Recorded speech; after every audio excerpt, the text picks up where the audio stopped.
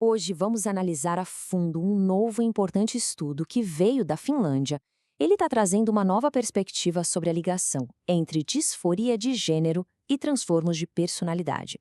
E olha, os resultados são realmente surpreendentes e já estão gerando um debate bem intenso na comunidade científica. Para a gente entender o contexto, é só olhar para esse gráfico. Nos últimos anos, assim como na Finlândia, tem-se observado um aumento muito significativo no número de pessoas que buscam cuidados de afirmação de gênero. E essa tendência, claro, levantou novas questões, levando os pesquisadores a investigar esse fenômeno mais a fundo. Mas antes da gente mergulhar nos números, é fundamental alinhar o entendimento. Vamos esclarecer dois termos clínicos que são a base de toda essa pesquisa. Primeiro, disforia de gênero.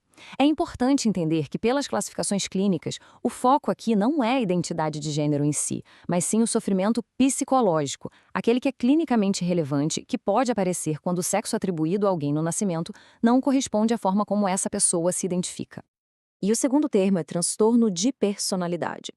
A Classificação Internacional de Doenças, a famosa CID, da Organização Mundial da Saúde, define isso como padrões de comportamento que são disfuncionais e bem enraizados.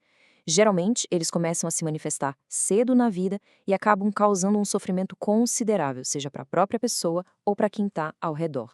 Bom, isso nos leva à grande questão que vem sendo debatida há anos. Estudos anteriores chegaram a resultados muito, mas muito inconsistentes. Alguns apontavam uma prevalência de transtornos de personalidade em pessoas com disforia de gênero de apenas 4%, enquanto outros chegavam a impressionantes 80%. Então, qual é a verdadeira conexão estatística entre os dois? E é exatamente aí que entra esse novo estudo finlandês. Ele foi desenhado para tentar eliminar as incertezas e nos dar um retrato muito mais nítido do que jamais tivemos sobre esse assunto. O que faz este estudo ser tão poderoso é a sua metodologia. Diferente de muitas pesquisas anteriores, que usavam amostras pequenas ou métodos que variavam muito, este aqui usou registros de saúde nacionais, de toda a Finlândia. Eles acompanharam um grupo enorme de pessoas por mais de 2 décadas, o que dá aos dados um nível de confiabilidade que a gente simplesmente não via antes. Para se ter uma ideia da escala, o estudo analisou cada uma das 3.665 pessoas que procuraram os serviços de identidade de gênero na Finlândia entre 1996 e 2019, ou seja, não é um pequeno grupo, é uma amostra nacional completa. E para ter uma base de comparação sólida, eles criaram grupos de controle gigante, com mais de 29 mil pessoas. Cada indivíduo do primeiro grupo foi pareado com 8 pessoas da população geral, com a mesma idade e o mesmo sexo. Isso torna as comparações estatísticas muito, muito mais robustas. Certo, com toda essa base bem estabelecida, a pergunta é: o que os dados realmente mostraram? E aqui, os resultados começam a ficar bem interessantes. A primeira grande descoberta é essa: 15% do grupo com disforia de gênero já tinham recebido um diagnóstico de transtorno de personalidade em algum momento da vida. Agora, compara isso com o grupo de controle. Apenas 2,1%. É uma diferença gritante. E quando a gente olha para um diagnóstico específico, o transtorno de personalidade borderline, ou TPB, a diferença fica ainda mais acentuada. Foram 7,3% no grupo com disforia de gênero contra apenas 1,1% no grupo de controle.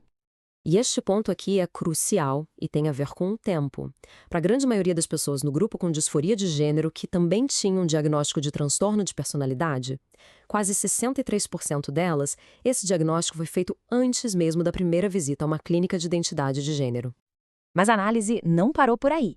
Quando os pesquisadores começaram a cruzar os dados pela direção da transição de gênero que as pessoas buscavam, eles encontraram algo que realmente chama a atenção.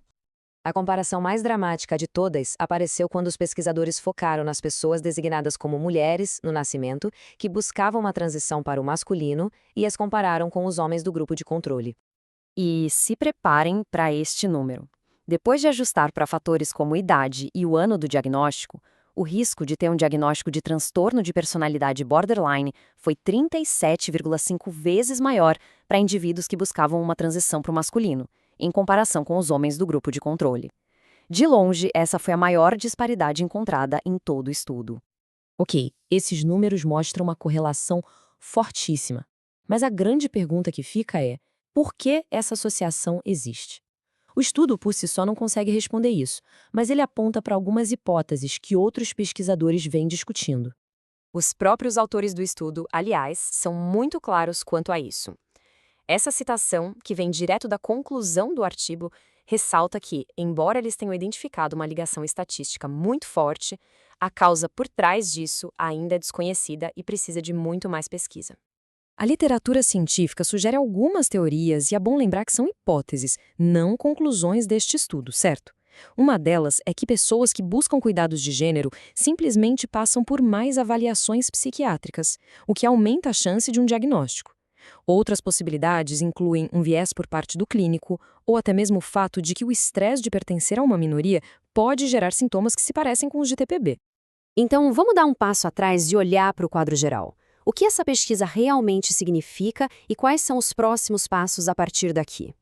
Em resumo, as principais contribuições deste estudo são bem claras.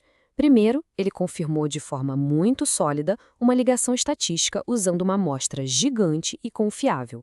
Segundo, ele identificou o TPB como o diagnóstico mais comum nessa associação.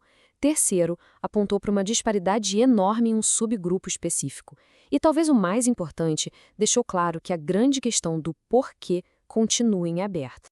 Isso nos deixa com uma pergunta para reflexão. Este estudo histórico nos deu um o quê muito claro, baseado em dados robustos. O grande desafio para a comunidade científica agora é desenvolver novas pesquisas que possam finalmente começar a desvendar o complexo porquê por trás desses números.